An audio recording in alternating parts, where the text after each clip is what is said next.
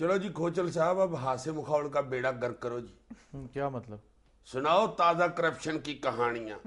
Corruption کی جو تازہ ترین ایک کہانی ہے نا، جو اخبارات کی زینت آج کل بن رہی ہے، وہ ہے ایک واردات جو 2007 میں ٹوکیو، جاپان کے کیپٹل ٹوکیو میں کی گئی۔ اچھا، پاکستان کا سفارت خانہ 6.3 بلین ینز پر بیچ دیا گیا، 6.3 ارب ینز پر، جبکہ اس وقت اس کی صرف زمین کی، لینڈ کی مارکیٹ ویلیو جو تھی وہ اس کا ڈبل یعنی 12 بلین ینز تھی۔ نہیں تو اتنی سستی کیوں بیچ دی؟ کسی نے کہہ دیا تھا بلڈنگ کو سونڈی لگ گئی ہے۔ اس کا الزام جو ہے وہ کامران نیاز کے اوپر آ رہا ہے، جو ہمارے اس وقت کے امبیسڈر تھے جاپان میں۔ واہ واہ، یعنی کامران نیاز نے اتنی مہنگی بلڈنگ نیاز میں دے دی۔ ہاں، نیاز میں دے دی۔ اور کامران صاحب جو ہیں وہ اس وقت ایک بہت بڑے پرائیویٹ ادارے کے بورڈ آف ڈائریکٹرز کے ممبر ہیں۔ ایک سٹیل ملز ہے بڑی مشہور، اور وہ $100 ملین ورتھ ہے اس سٹیل ملز کی، اس کے ہی is one of the directors. تو ظاہر ہے اتنی سستی بلڈنگ بیچ کے تو اور انہوں نے کیا پھلیاں جھولے لگانے تھے؟ ججمنٹل نہیں ہونا، میں پہلے دن سے تمہیں کہہ رہا ہوں۔ اچھا جی، نہیں ہوتے جی، نہیں ہوتے جی، 6 ملین میں بیچ دی، اب ٹھیک ہے جی۔ میں سوچا پتہ نہیں کیا کر یار، یہ اداکاری نہ کیا کرو۔ اچھا جی، نہیں کچھ یار، میں دوڑنا چاہوں ادھر سے، ایک مجھے بات سنا کے میرے ذہن میں سیاپا ڈال دیتے ہو، اوپر سے مجھ پہ پابندیاں لگانی شروع کر دیتے۔ 2007 میں یہ واقعہ ہوا، 2008 میں موصوف ریٹائر ہوئے، اور پہلی دفعہ میڈیا نے اس کو آشکار کیا۔ خیر یہ ایک ڈیولپمنٹ ہے، یہ ایک اچیومنٹ ہے آپ کی بھائی، کہ میڈیا میں ایسی چیزیں آتی تو ہیں نا۔ اب پبلک اکاؤنٹس کمیٹی اس کا جو ہے وہ نوٹس لے گی، اور پھر دیکھنا چودھری نثار اس کے ساتھ کرتا کیا۔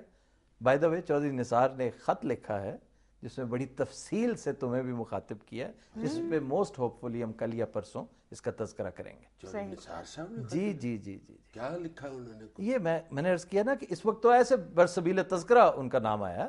میں یہ کہہ رہا تھا کہ اب یہی کیس پبلک اکاؤنٹس کمیٹی میں جائے گا، اس کا وہاں پہ تیا پانچا ہوگا، پوچھا جائے گا کہ جی جس پریٹیکسٹ پہ آپ نے یہ بلڈنگ بیچی ہے، کہ جی وہاں پر پورے علاقے میں اس لوکیلٹی میں ہائی رائزز پر پابندی ہے، 3 منزلوں سے اونچی بلڈنگ بنانے نہیں دیتے، جبکہ اس کے بالکل اکراس دا روڈ ایک ملٹی سٹوری بلڈنگ بننی شروع ہوگی، بلکہ مکمل ہو چکی ہے۔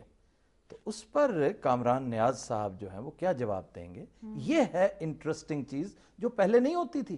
بالکل، اب پارلیمنٹ نے نوٹس لینا ہے اور میڈیا نے اس کو فالو کرنا ہے۔ You can run but you can not hide. یار یہ عذاب، یہ مرنا روز ہی ہمارے آگے پڑا ہوتا۔ ابھی آج ہی مختصراً ہم ایک اور تذکرہ کریں گے، ایک اور بام گرے گا تمہارے اوپر، اور وہ ہے کرکٹ بورڈ میں 7 ارب روپے کی کرپشن جو ہے وہ بھی سامنے آ رہی ہے۔ شاباش یار، اس کا کیا حال ہے، اسے کس طرح روکا جائے؟ صرف ایک علاج ہے اس کا، صرف ایک، وہ کیا سر؟ عبرتناک سزائیں دینی شروع کرتے ہیں آپ۔ میں انقلاب کے ریولوشن کے اتنا حق میں نہیں ہوں، میں تو ایولوشن پہ بلیو کرتا ہوں کہ سلو بٹ سٹیڈی یہ پروسیس ہونا چاہیے۔ یہ جو ریولوشنز ہوتے ہیں یہ شارٹ لیوڈ ہوتے ہیں، اور خاص طور پر سوویت ریولوشن کے بعد سے تو دھیان ادھر جاتا ہی نہیں۔ لیکن میں سمجھتا ہوں یہ ساتھ ساتھ چلتی رہنی چاہیے، دونوں پیرلل لائنز۔ ایک ایولوشن، 80% آپ کی سوسائٹی ریفارم ہونی چاہیے تھرو ایولوشن، لیکن 20% اس میں گنجائش ریولوشن کی رکھیں، کیونکہ اس 80% کی راہ ہموار کرے گی یہ لائن جو ساتھ ساتھ آگے چلے گی، جس میں آپ ریولوشن لائیں گے۔ ریولوشن کیسے؟ مطلب ریولوشنائز کریں گے۔ ریولوشنائز آپ اس طرح کریں گے کہ آپ ذرا تصور کیجئے، 5-7 موٹے موٹے کیسز کو پکڑ کر، میجر کیسز کو، جس میں سیکرٹریز انوالوڈ ہوں، جس میں پولیس کے ہائی اپس انوالوڈ ہوں، منسٹرز انوالوڈ ہوں، اور پھر نچلی سطح پر لائیے آپ کے ایس ایچ اوز، انسپیکٹرز، آپ کے ایس ڈی اوز، ایکسینز۔ جب ثابت ہوتا چلا جائے کہ یہ وہ لوگ ہیں جنہوں نے کرپشن کی ہے، کرپشن سے انہوں نے جائیداد بنائی ہے، ان لوگوں کو عبرتناک سزائیں دی جائیں۔ صحیح، صرف سبق سکھانے کے لیے لیجسلیٹ کیجئے، کہ اس لیول کی کرپشن اگر آئندہ ہوئی تو سرے عام پھانسی دی جائے گی. آپ ذرا 5-7 کیسز سرے عام پھانسی کے کر کے دیکھیں. آپ کے ملک میں کرپشن کو آپ ترسیں گے کہ کوئی کرپشن کرے, آپ تلاش کریں گے کہ یار کرپشن ہونی یکایکی بند ہوگی. یار عبرتناک سزائیں شروع ہوتے پھر عوام روڑا ڈال دیتی ہے, نہیں یار اتنی بھی سختی ضروری نہیں, جرمانہ کر دو. لوٹیاں ڈالے گی, گھی کے دیے جلائے گی, اپنی تمام تر غربت اور محرومی 1 منٹ میں بھول جائے گی جب اسے پتا چلے کہ نہیں جناب اب کوئی احتساب کرنے والا سچ مچ آ گیا. صحیح. لیکن یہ کون ہے, کب آئے گا, اور سارا معاملہ کب شروع ہوگا, یہ سارا سلسلہ کرے گا, یہ کسی کو نہیں پتا کس اس ٹائم لائن پہ یہ کہاں رکھا ہے.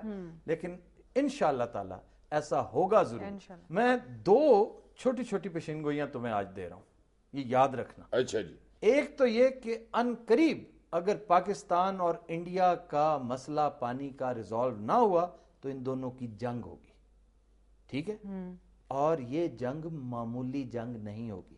یہ دونوں نیوکلیئر پاورز ہیں.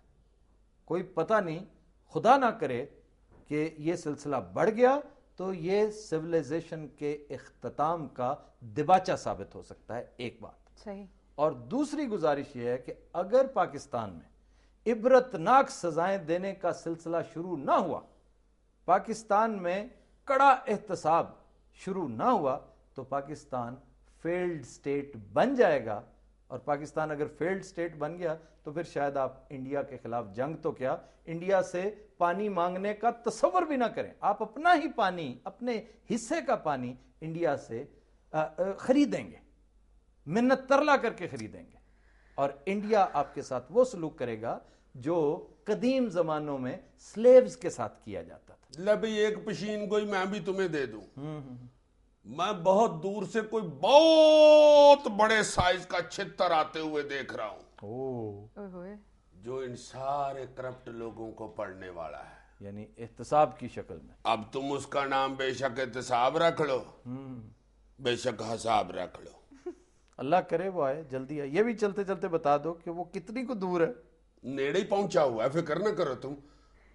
ودریاں تو اس کی مجھے نظر آ اچھا نہیں, اندازن تو بتاؤ نا کب تک یہ سلسلہ ہوگا. یار میں تمہیں سونک کے بتاؤں بھائی, میں یہی ہوں یا مرگی ہوں. خود ان حضرات will take a break, stay with us.